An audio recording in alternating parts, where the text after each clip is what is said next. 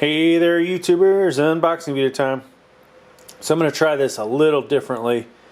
I've got the 4K camera, it's not a cell phone but a real 4K camera attached to me basically, so we'll see how this goes. Usually the picture quality is better on here, but doing a unboxing obviously. This is the Asus Prime H610M-E D4.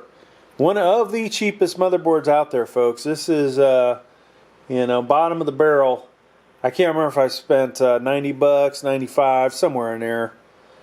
H610, as you might know, is the cheapest CPU that will support something like this i3-12100F, i5-12400F, or even the i7-12700F. Now, I would not recommend this motherboard with this CPU, okay? If you want to get everything you can get out of this, buy a H670, Z690, or B660, okay? Alright. So, I say that, and I haven't even been in the BIOS yet, but there have been times, and, I've had H310, H410, H510, now H610. I'm expecting to be shorted out of a few things that you would be able to do in other motherboards that are in the same family. I could be wrong. Alright, so I'm going to go ahead and get this open. We'll want to refer back to this in case you're not familiar with the features that this has.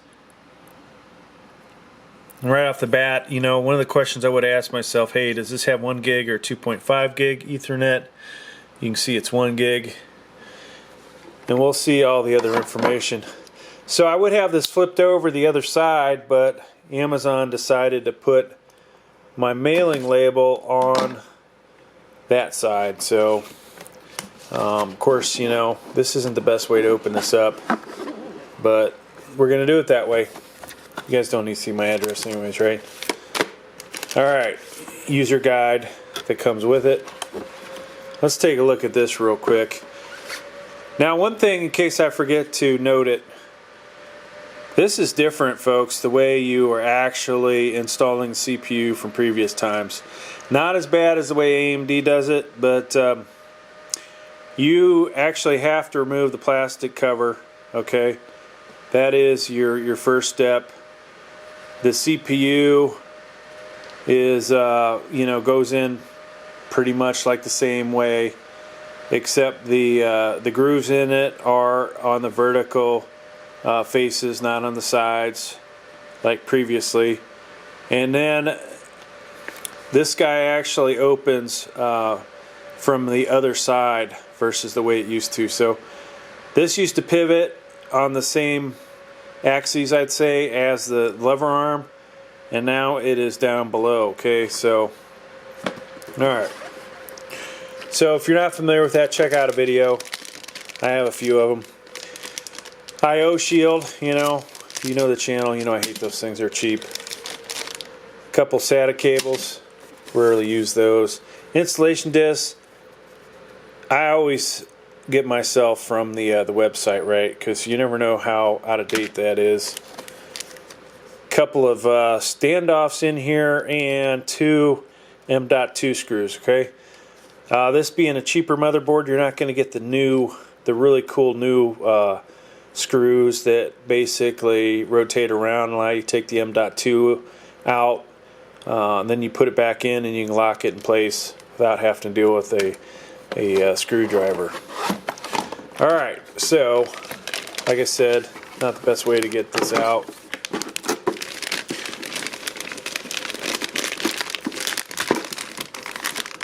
This thing's nice and cold. It was sitting out in the snow. These guys can't get down my driveway, so they left it by a certain object out there. And so, me touching this motherboard, you want to make sure you got rid of all your static electricity. I am not going to be, moving from this spot that I'm at. So there's definitely static electricity to be found. Alright, so from the, we'll say 10,000 foot level, before we get really close, let's start with the best features you guys care about.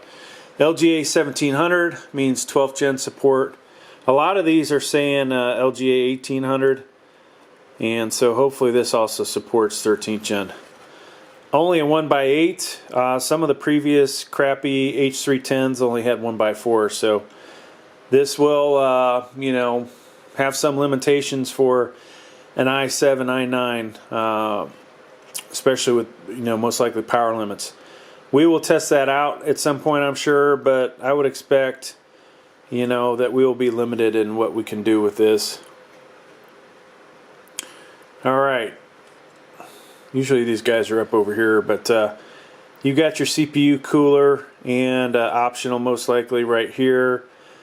These are, you know, for the CPU cooler fan, right? 2 DDR4 RAM slots. Now this chipset, folks, does not support DDR5. I don't believe there's a single H610 out there that will support DDR5. And if that's something you want, don't get this motherboard. 24-pin power connector. This comes from your power supply. USB 3.0 here, or 3 point whatever. This is going to come from your case.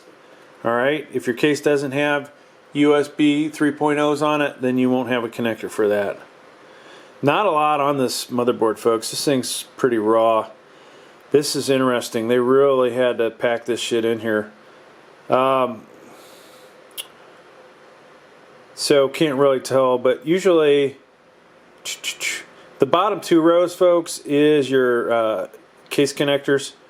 The only one that really matters is these 2 pins that I've got my thumb on. Hopefully you guys can see that. That is for the power switch. You also have your HDD in there, your power LED, and reset switch. The one above should be probably for a PC speaker. 4 SATA connectors. Difference between the other chipsets.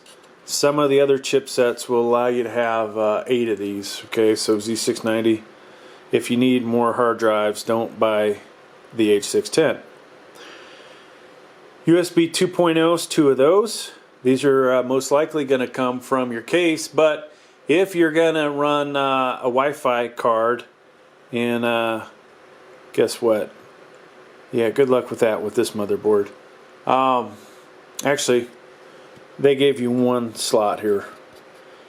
Wi-Fi cards use the 1-inch, right? So if you wanted to have an additional M.2 beyond what's on here, you could only do it if you used integrated graphics, because there's only 1 of these. Just so you know. Another limitation.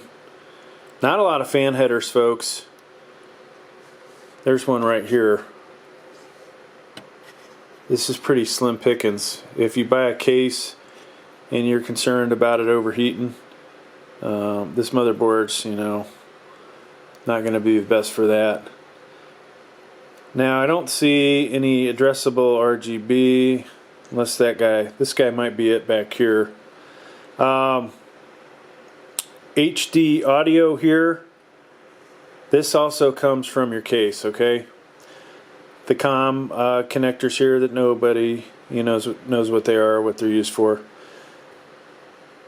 Here's one of your M.2s. Gen 4 is as good as this gets, okay? So this will not support future gens.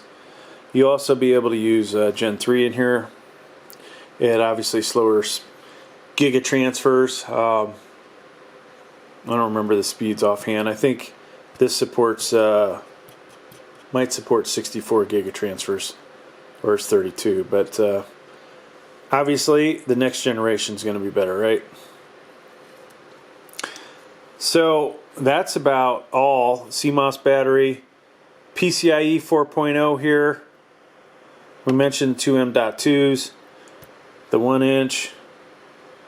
Not a whole lot on this motherboard, folks. Backside. And let's look at the audio, video connectors. PS2s, they actually give you these separate. Most of the time they're combined. This looks like VGA. What in the world? HDMI, DisplayPort, USB 3.0, 2.0. This is the 1 gig LAN. Microphone, headphone, line out. That's it, folks. Totally bare bones, not very exciting. Yeah. So, what CPU am I going to put in it? That is a good question. It ain't going to be the i7, I'll tell you that much. It's looking like maybe the i5. Actually, I wanted to put the i5 and the B660, but since the B660 is not here, it looks like the i5 goes in this. So, hey, thanks for checking out my video. In case you want to see the back one last time.